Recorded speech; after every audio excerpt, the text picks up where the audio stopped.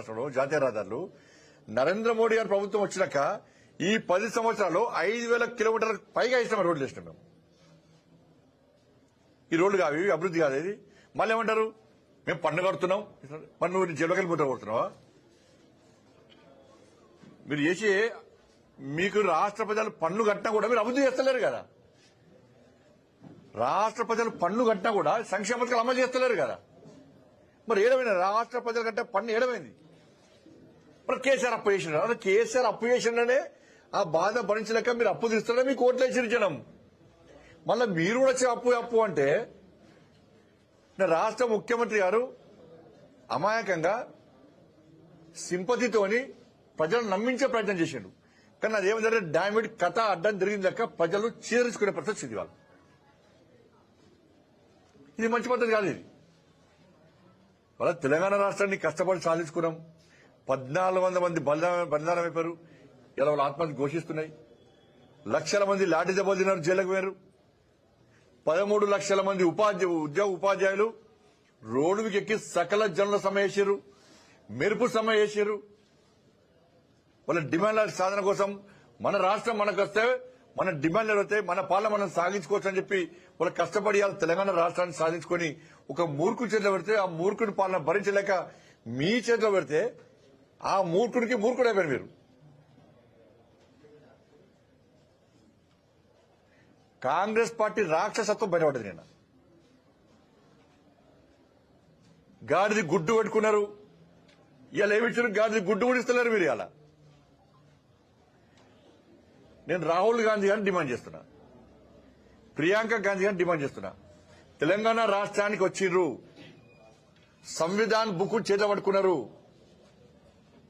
మేము అప్పులు తీరుస్తాం, కేసీఆర్ అప్పులు చేసిండు, మేము అప్పులు తీరుస్తాం, 6 గ్యారెంటీలు అమలు చేస్తామని చెప్పి మీరు ప్రామిస్ చేసిపోయారు.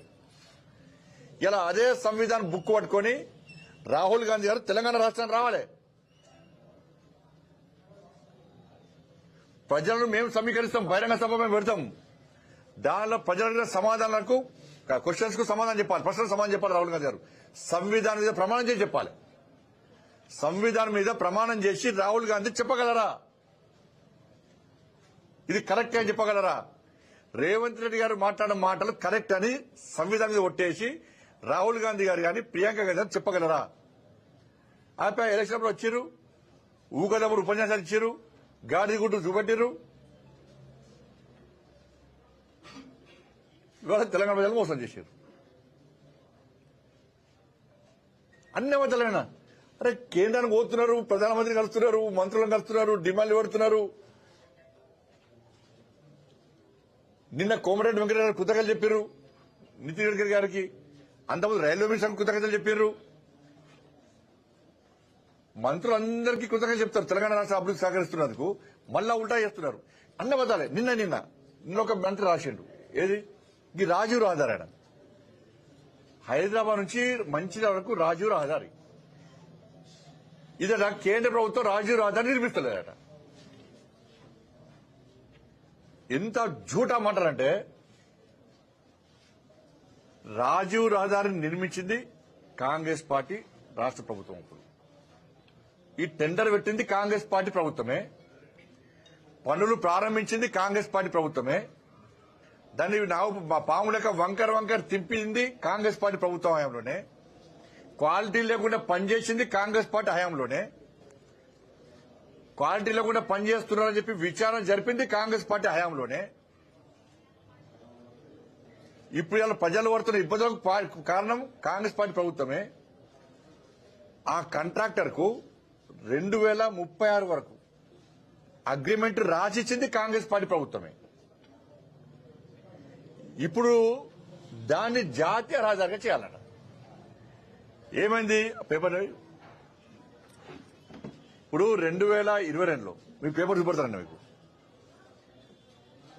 2022లో అధికారికంగా సమావేశం జరిగినప్పుడు రాష్ట్రానికి సంబంధించిన అధికారులు సార్ హైదరాబాద్ నుంచి మంచిర్యాల రోడ్ వరకు ఈ రాజీవ్ రహదారిని జాతీయ రహదారిగా చేయాలని నిర్మించాలి కేంద్ర ప్రభుత్వం అని చెప్పి కోరినప్పుడు కేంద్ర ప్రభుత్వము ఫుల్ క్లారిటీ ఇచ్చింది. ఇది బీఓటీలో ఉన్నది, మీరు సంబంధిత కాంట్రాక్టర్ కు 2036 వరకు మీరు అగ్రిమెంట్ చేసి ఇచ్చారు. రాష్ట్ర ప్రభుత్వము, తెలంగాణ రాష్ట్ర ప్రభుత్వము, అప్పుడు కూడా ఆంధ్రప్రదేశ్ ప్రభుత్వం మీరు రాసిచ్చిర్రు. ఆ కాంట్రాక్టర్ హాజరు ఉన్నప్పుడు మేము చేయలేము, ఎట్లా చేస్తాం, మనము చేయరాదు కదా. మీరు ఆ కాంట్రాక్టర్ కు ఉన్నటువంటి విషయంలో సర్దుబాటు చేసుకోండి. మీరు ఆ కాంట్రాక్టర్ ఒప్పించుకోండి. ఆ కాంట్రాక్టర్ కు చెల్లించాల్సినటువంటి బిల్లును పేమెంట్ చేసుకుంటారా, ఏం చేసుకోండి. మొత్తం మీరు క్లారిటీ క్లియర్ చేసుకున్న తర్వాత దీన్ని జాతీయ రహదారిగా నిర్మించడానికి మేము సిద్ధము. 4 లైన్స్ 6 లైన్స్ నిర్మించడానికి మేము సిద్ధం అని చెప్పి కేంద్ర ప్రభుత్వము రిటర్న్ రాతపూర్వకంగా 2022లోనే ఉత్తర్వులు ఇచ్చింది. వేయడానికి కేంద్ర ప్రభుత్వం సిద్ధం. కానీ కాంగ్రెస్ పార్టీ ఏం చేయాలి? ఇప్పుడు ప్రభుత్వం వాళ్ళ హయాంలో స్టార్ట్ అయింది. ఇప్పుడు హయాంలో వాళ్ళే ఉన్న ప్రభుత్వంలో ఆ కాంట్రాక్టర్ కున్న ఒప్పందాన్ని మీరు విరమించుకోవడం లేదా? మీరు కాంట్రాక్టర్ కింద ఒప్పందం వివరించుకోకుండా రోడ్ ఎట్లా ఇస్తారు? అనుమతులు ఎట్లా వస్తాయి? రేపు ఇవ్వన్నారు లెటర్.